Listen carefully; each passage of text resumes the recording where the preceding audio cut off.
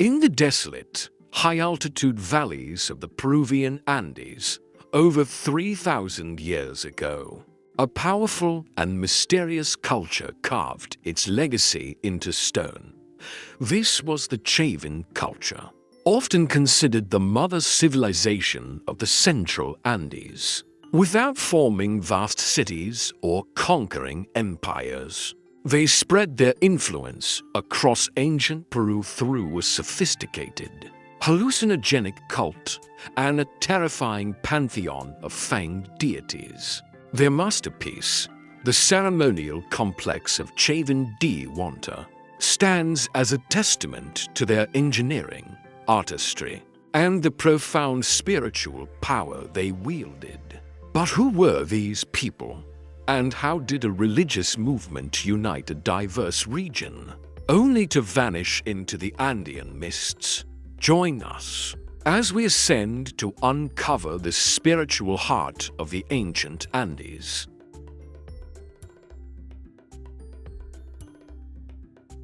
Our journey begins not on the coast, but amidst the majestic, unforgiving peaks and deep river valleys of the northern Peruvian Andes. Here, thousands of meters above sea level, early agricultural communities began to flourish, cultivating hardy crops like potatoes, quinoa, and maize. These isolated villages, scattered across the diverse ecological zones of the Highland Quechua and Puna regions, would eventually be drawn together by a powerful, unifying force, a sophisticated new religion. Around 900 BCE, in a strategic valley where two rivers met, the small settlement of Chavín de Huántar began its transformation into the most important ceremonial center of its time.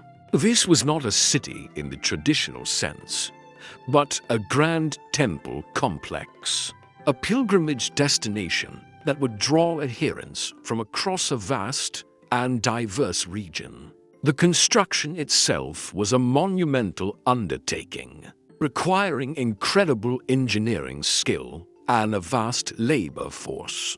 It was a physical manifestation of a profound spiritual power that was beginning to unite disparate communities, not through conquest, but through shared belief and a compelling new artistic language.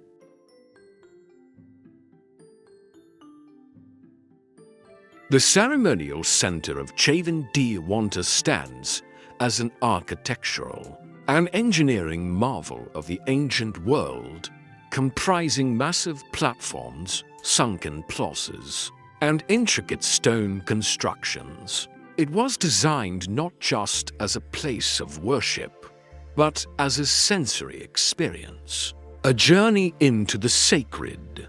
At its heart lay a network of subterranean galleries and passages, culminating in the old temple where the most sacred artifact was housed, the Lanzin, a towering, sculptured monolith depicting the primary Chavín deity, a fanged, anthropomorphic being that truly embodied their terrifying spiritual power. The priests of Chavín were masters of manipulating the senses. The subterranean galleries were not just pathways. They were acoustic chambers designed to disorient and amplify sounds, creating an immersive, otherworldly experience for initiates and pilgrims. Furthermore, Chavín de Huántar showcased brilliant hydraulic engineering. An intricate system of subterranean canals diverted water from the nearby Huachexa River, not only for practical purposes, but also for ritualistic sound effects. Water would roar and gush through channels, emerging from carved spouts, creating an illusion that the very temple itself was alive, speaking with the voice of its deities. This architectural and sensory manipulation was all in service of a profound and terrifying religious experience, one deeply connected to a pantheon of powerful, often hallucinogenic, deities. If this journey into the ancient Andes has captured your imagination, I invite you to consider subscribing to the Dusty Codex. Your support is essential in helping us bring these forgotten histories to light. Before we delve into the minds of the shamans and the hearts of their gods, I'm curious which aspect of Chavín de Huántar's engineering, its acoustics or its hydraulics, do you find more ingenious for its time? Let me know in the quiet comments section below.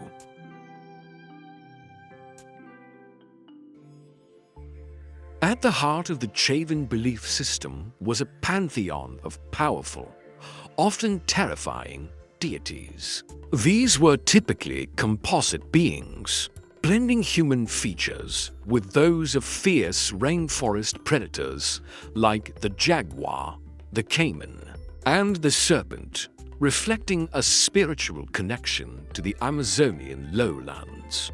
These fanged deities were depicted across all forms of Chavín art, from monumental stone carvings, like the famous tenon heads that once adorned the temple walls, to intricate ceramics and textiles. They were powerful, primal forces, embodying both creation and destruction. Deeply revered and feared, central to the Chavín religious experience was the role of the shaman, who served as an intermediary between the human and supernatural worlds. These shamans often utilized powerful psychoactive plants, most notably the San Pedro cactus, which contains mescaline. Through ritual consumption of these hallucinogens, shamans would induce altered states of consciousness, allowing them to transform into animals, commune with deities, and gain insights into the spiritual realm. These shamanic journeys were vividly depicted in their art, illustrating the profound connection between the human, animal, and divine worlds.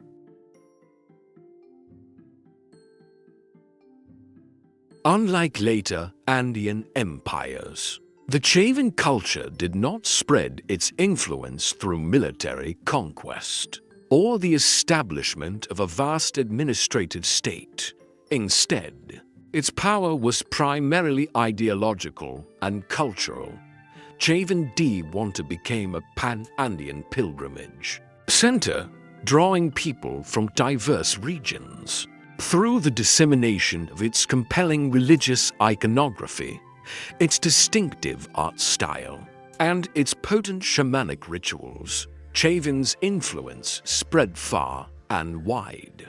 Its powerful imagery of fanged deities, composite creatures, and ritual transformation appeared in the pottery, textiles, and smaller ceremonial objects of cultures across ancient Peru, from the northern highlands to the southern coast. Around 100 BCE, after centuries of immense influence, the Chavín phenomenon began to wane.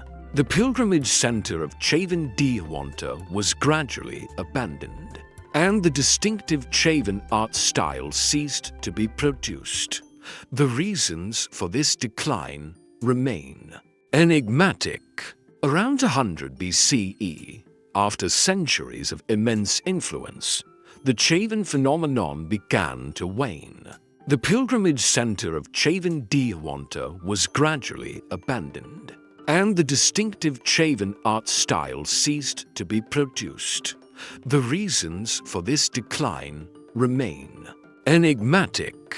It's possible that environmental factors, such as prolonged droughts or floods caused by El Niño events, disrupted agricultural production and led to social instability.